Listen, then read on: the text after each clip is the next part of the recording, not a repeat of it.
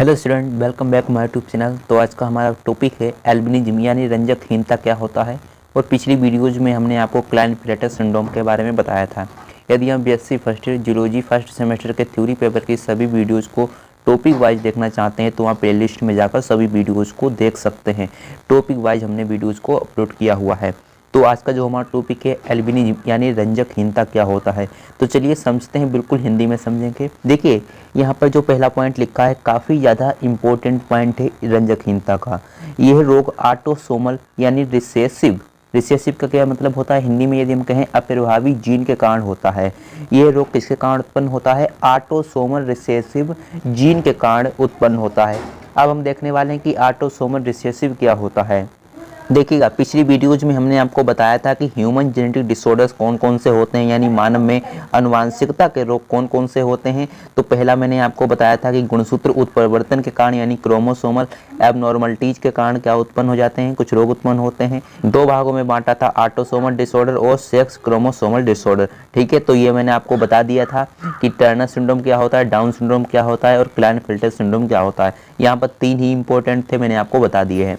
और अब हम नीचे आ जाते हैं। नीचे हमने आपको बताया था कि मानव में जीन से संबंधित कुछ रोग उत्पन्न हो जाते हैं, यानी जीन परिवर्तन के कारण ये रोग उत्पन्न होते हैं। कौन कौन से रोग उत्पन्न होते हैं? हीमोफीलिया, कलर ब्लाइंडनेस और नाइट ब्लाइंडनेस, ये मैंने आपको बता दिया था। ये सेक्स क्रोमोसोम में उत्परिवर्तन के कारण होते हैं, यानी लिंग गुणसूत्र में जीन परिवर्तन जो होता है तो वो ये रोग उत्पन्न हो जाते हैं। और ऑटोसोम जो ऑटोसोमल गुणसूत्र के कारण होते हैं वो ये रोग उत्पन्न होते हैं, प्रभावी तथा अप्रभावी। तो ये कौन सा है जो मैंने अभी आपको बताया था? एल्बिनिज्म यानी रंजकहीनता जो रोग है ये कौन सा है? अप्रभावी है। ऑटोसोमल यानी ऑटोसोम के कारण ये उत्पन्न होता है, ऑटोसोमल अप्रभावी जीन के कारण ये उत्पन्न होता है एल्बिनिज्म। ये देखिए, ये मैंने आपको बताया था कि प्रभावी क्या होता है, ये हर पीढ़ी में ट्रांसफर नहीं होता है, इसे हम क्या कहते हैं? अप्रभावी कहते हैं। और प्रभावी को हम क्या कहते हैं? ये हर पीढ़ी में ट्रांसफर होता है। ठीक है, तो हम देखने वाले हैं एल्बिनिज्म को, यानी ये रोग क्या है? ये अप्रभावी है, रिसेसिव है, ये हर पीढ़ी में ट्रांसफर नहीं होता है। कौन सा? एल्बिनिज्म वाले। ये जितने यहाँ पर रोग लिखे हुए हैं ये प्रभावी जीन के कारण उत्पन्न होते हैं। ठीक है, तो चलिए हम देखते हैं कि एल्बिनिज्म क्या होता है। देखिए, जैसा कि अभी मैंने आपको बताया कि यह रोग ऑटोसोमल रिसेसिव यानी प्रभावी जीन के कारण उत्पन्न होता है। ठीक है, ये इंपॉर्टेंट पॉइंट है, इसे आप अच्छी तरह से तैयार कर लें। एल्बिनिज्म जो होता है इसमें क्या होता है, इसके अंतर्गत क्या आता है कि इससे ग्रसित जो व्यक्ति होता है उसका रंग क्या हो जाता है? बिल्कुल व्हाइट कलर का हो जाता है, उसका रंग चला जाता है। इससे ग्रसित व्यक्ति का रंग क्या हो जाता है? बिल्कुल सफ़ेद हो जाता है। और किसके कारण होता है? मेलेनिन पिगमेंट अनुपस्थित होने के कारण यह रोग उत्पन्न हो जाता है। इसमें मेलेनिन पिगमेंट अनुपस्थित हो जाता है। इसमें क्या होता है? इस रोग से जो ग्रसित व्यक्ति होता है, एल्बिनिज्म से जो ग्रसित व्यक्ति होता है उसका रंग बिल्कुल चला जाता है, वो सफ़ेद कलर का हो जाता है। और ये किसके कारण उत्पन्न होता है? मेलेनिन पिगमेंट अनुपस्थिति के कारण ये रोग उत्पन्न होता है। कौन सा? एल्बिनिज्म। अभी मैं आपको अच्छी तरह से क्लियर कर दूंगा। यदि हम इसे कहें आसान भाषा में कि इससे क्या होता है, इससे ग्रसित जो व्यक्ति होता है उसका रंग बिल्कुल सफ़ेद हो जाता है। और ये किसके कारण होता है? ये मेलेनिन पिगमेंट की अनुपस्थिति के कारण होता है। और इसका रंग जो होता है, इससे ग्रसित जो व्यक्ति होता है उसका रंग क्या होता है? बिल्कुल सफ़ेद हो जाता है। ठीक है, तो इतनी बात आप अच्छी तरह से तैयार कर लें। और ये किसके कारण होता है? ऑटोसोमल रिसेसिव जीन के कारण होता है। देखिए, इससे ग्रसित जो व्यक्ति होता है उसमें टायरोसिन नामक एंजाइम कम बनता है। इससे जो ग्रसित व्यक्ति होता है, किससे ग्रसित व्यक्ति होता है? एल्बिनिज्म से जो ग्रसित व्यक्ति होता है उसमें टायरोसिन नामक एंजाइम जो होता है वो कम बनता है, यानी बिल्कुल नहीं बनता है, कम ही बनता है। जिससे क्या होता है? डोपा का निर्माण नहीं हो पाता है, जिससे डोपा का निर्माण नहीं हो पाता है। डोपा क्या होता है? Dihydroxy phenyl alanine. ठीक है, इसकी जो फुल फॉर्म होती है डाईहाइड्रोक्सी फिनाल एलिनीन होती है। इसका निर्माण होने के कारण क्या होता है?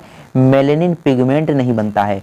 इसके कारण क्या होता है? यदि डोपा का जब यदि निर्माण नहीं होगा तो क्या होगा कि मेलेनिन पिगमेंट नहीं बन पाता है, जिसके कारण मनुष्य में रंग नहीं आ पाता है। ठीक है, तो इसमें क्या होता है? इससे ग्रसित जो व्यक्ति होता है उसमें टायरोसिन नामक एंजाइम नहीं बन पाता है।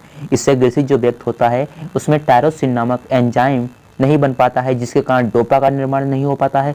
यदि डोपा का निर्माण नहीं हो पाता है तो मेलेनिन पिगमेंट नहीं बन पाता है, जिसके कारण जो मनुष्य में किसके कारण रंग आता है? मेलेनिन पिगमेंट के कारण रंग आता है। और वही बन नहीं पाता है तो ये रोग उत्पन्न हो जाता है। कौन सा? एल्बिनिज्म रोग उत्पन्न हो जाता है। ठीक है, यदि आप इसे ना लिखना चाहें तो इस रिएक्शन को अच्छी तरह से लिख सकते हैं। देखिए, टायरोसिन नामक एंजाइम मनुष्य में पाया जाता है। ठीक है, और इससे ग्रसित जो व्यक्ति होता है उसमें ये नहीं पाया जाता है। फिर ये डोपा का निर्माण नहीं हो पाता है। जब डोपा का निर्माण नहीं हो पाता है तो मेलेनिन पिगमेंट नहीं बन पाता है। ठीक है, मेलेनिन पिगमेंट क्या होता है? नहीं बन पाता है। टायरोसिन का यदि थोड़ा सा भी निर्माण हो जाता है तो ये डोपा का निर्माण नहीं कर पाता है। ठीक, थोड़ा सा यदि टायरोसिन का निर्माण हुआ है तो ये डोपा का निर्माण नहीं कर पाएगा। यदि डोपा का निर्माण नहीं कर पाएगा तो मेलेनिन का भी निर्माण नहीं कर पाएगा। ठीक है, तो इसमें क्या बनता है, टायरोसिन नामक एंजाइम कम बनता है, इसीलिए डोपा का निर्माण नहीं हो पाता है। और डोपा का निर्माण नहीं हो पाता है तो मेलेनिन पिगमेंट जो होता है वो नहीं बन पाता है। ठीक है, तो इससे क्या होता है कि रंजकहीनता रोग उत्पन्न हो जाता है। तो ये बात आप अच्छी तरह से जानते हैं कि इससे ग्रसित जो व्यक्ति होता है उसमें टायरोसिन नामक एंजाइम नहीं पाया जाता है, जिससे डोपा का निर्माण नहीं हो पाता है और उससे क्या होता है, मेलेनिन पिगमेंट नहीं बन पाता है। ओके, तो देखिए अब हम देखते हैं कि सामान्य मनुष्य में क्या होता है। ये तो मैंने देख लिया कि ग्रसित मनुष्य में कैसा होता है कि उसमें टायरोसिन जो होता है वो कम बनता है और डोपा बन ही नहीं पाता है और मेलेनिन पिगमेंट भी नहीं बन पाता है। ठीक है, तो ये रोग उत्पन्न हो जाता है। और सामान्य मनुष्य में किस तरह से मेलेनिन पिगमेंट बनता है, ठीक है, जिसके कारण मनुष्य में रंग आता है। देखिए सामान्य मनुष्य में टायरोसिन नामक एंजाइम बनता है, कम अच्छी तरह से पूरा बनता है। ठीक है, और डोपा भी बन जाता है इसके कारण, और इस डोपा से क्या बन जाता है, मेलेनिन पिगमेंट भी बन जाता है। ठीक है, इस तरह से टायरोसिन सामान्य मनुष्य में होता है अच्छी तरह से भरपूर मात्रा में, फिर डोपा का निर्माण हो जाता है, डोपा से मेलेनिन पिगमेंट का निर्माण हो जाता है। ठीक है, तो इसके कारण सामान्य मनुष्य में रंग आ जाता है। और इसमें क्या होता है, टायरोसिन नामक जो एंजाइम होता है उस पे ही कम बन पाता है तो डोपा का भी निर्माण नहीं हो पाता है। यदि डोपा का निर्माण नहीं हो पाता है तो क्या होता है, मेलेनिन पिगमेंट भी नहीं बन पाता है। तो इसके कारण जो एल्बिनिज्म है यह रोग उत्पन्न हो जाता है। ठीक है, ये रोग जो होता है ये ऑटोसोमल रिसेसिव रोग होता है और इससे जो ग्रसित व्यक्ति का रंग होता है वो बिल्कुल सफ़ेद हो जाता है, रंग नहीं रहता है, वो बिल्कुल सफ़ेद हो जाता है। इससे जो ग्रसित व्यक्ति होते हैं उसमें मेलेनिन पिगमेंट जो होता है वो अनुपस्थित होता है। ठीक है, और सामान्य मनुष्य में मेलेनिन पिगमेंट उपस्थित होता है और इससे जो ग्रसित व्यक्ति होते हैं उसमें मेलेनिन पिगमेंट अनुपस्थित होता है। अब देखिए मेलेनिन पिगमेंट का कार्य क्या होता है, ये मनुष्य को रंग प्रदान करता है। मेलेनिन पिगमेंट का कार्य होता है कि मनुष्य को रंग प्रदान करता है। यदि जिस व्यक्ति में मेलेनिन पिगमेंट नहीं है तो वो इससे रोग से ग्रसित हो जाता है। किससे, एल्बिनिज्म से रोग से ग्रसित हो जाता है। यदि आप पेड़ पौधों को देखते हैं तो पेड़ पौधे हमें हरे क्यों दिखाई देते हैं, इसमें कौन सा रंग है, तो इसमें क्लोरोफिल रंग पाया जाता है, यानी क्लोरोफिल पिगमेंट पाया जाता है। किसमें, पेड़ पौधों में क्लोरोफिल पिगमेंट पाया जाता है, जिसके कारण ये पेड़ पौधे हमें हरे भरे दिखाई देते हैं।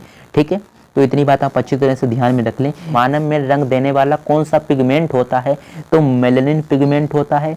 और पेड़ पौधों में रंग देने वाला कौन सा पिगमेंट होता है, क्लोरोफिल पिगमेंट होता है।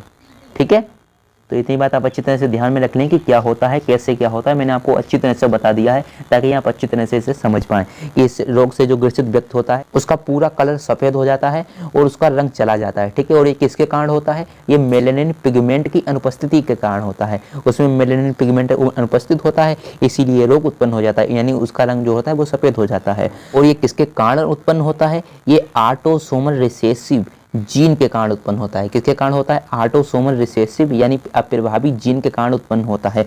जीन में गड़बड़ी हो जाती है, यानी 22 जोड़ी जो ऑटोसोम गुणसूत्र होते हैं उसके जीन में क्या होता है, परिवर्तन हो जाता है, तो ये रोग उत्पन्न होता है। तो ये आपको पता लग गया है कि एल्बिनिज्म क्या होता है, यानी रंजकहीनता क्या होता है। ठीक है, रंजकहीनता मतलब रंग और हीनता का मतलब अनुपस्थित, यानी रंग अनुपस्थित होना, तो क्या कहलाता है, एल्बिनिज्म कहलाता है। तो हमने कई तरह से आपको परिभाषा को समझा दिया है। यदि आपको समझ में आ गया है तो लाइक कर दें और चैनल पर पहली बार आए हुए हैं तो चैनल को सब्सक्राइब कर लें और इसका स्क्रीनशॉट ले लें। बस यही है एल्बिनिज्म यानी रंजकहीनता क्या होता है, तो पूरा का पूरा मैंने आपको बता दिया है।